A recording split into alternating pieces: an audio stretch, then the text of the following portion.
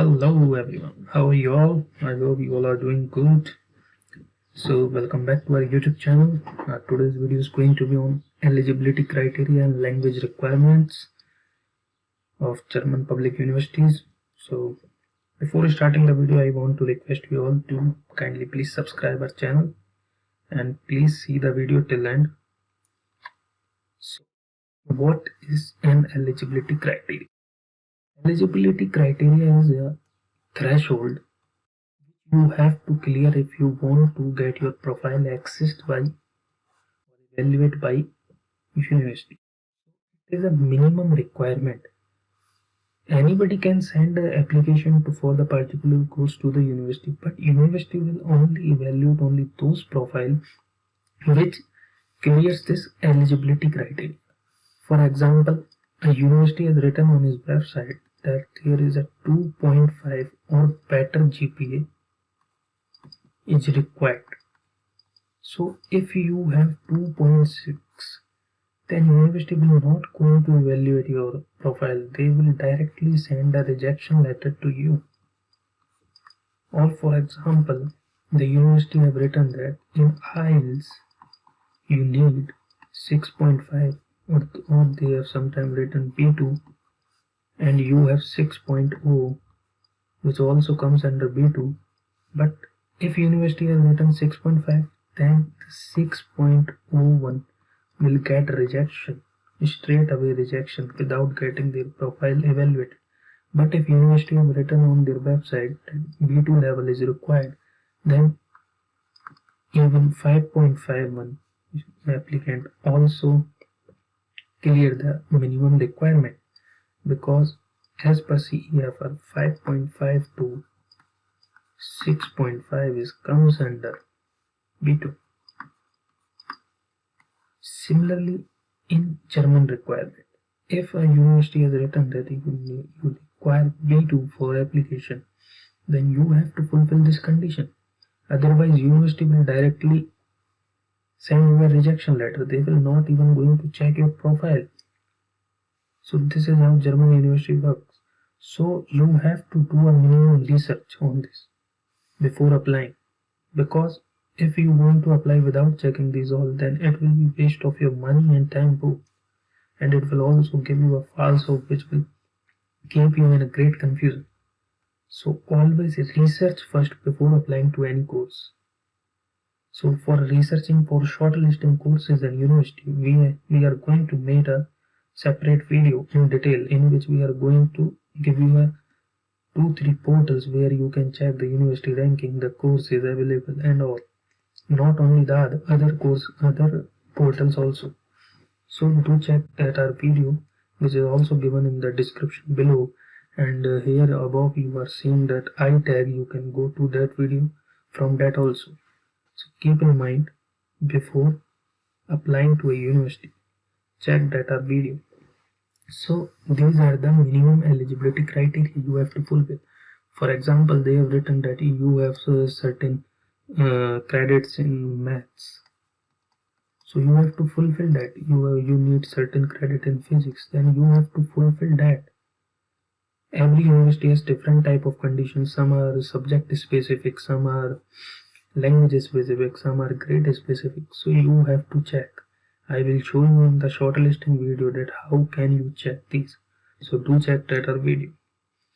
Then we come to the language required, because most of the students have a confusion about it. So first check about the English taught course. English taught courses widely used certificates are IELTS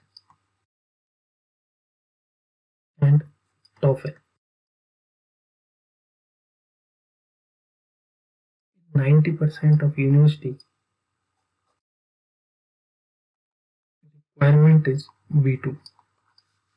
Some have 6.5 overall, some have 6.0 overall, and even the courses which have some management subjects, they have 7.0.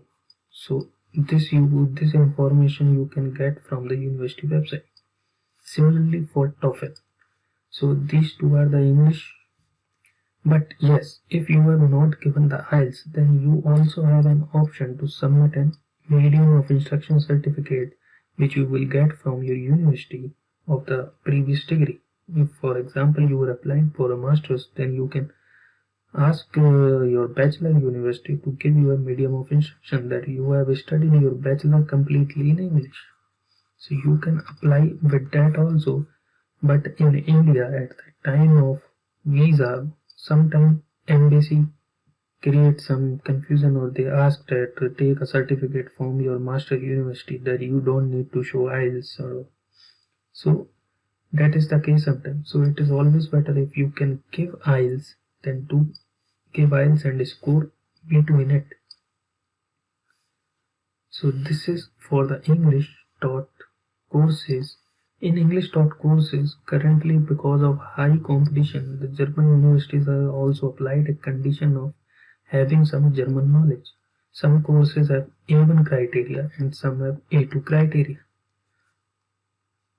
Sometimes this is not applicable at the time of application, but till the time of enrollment they require this condition. To get you enrolled, you need A1 or A2 certificate. In some universities, there is a condition that you need to submit B1 before starting of your thesis. So you have to take these points in consideration, that these are also a criteria, because if you are failed to submit this certificate till your thesis or the specific time they have mentioned in your admit letter, then you will also get deregistered from the university. So you have to keep these all things in mind. For German taught courses,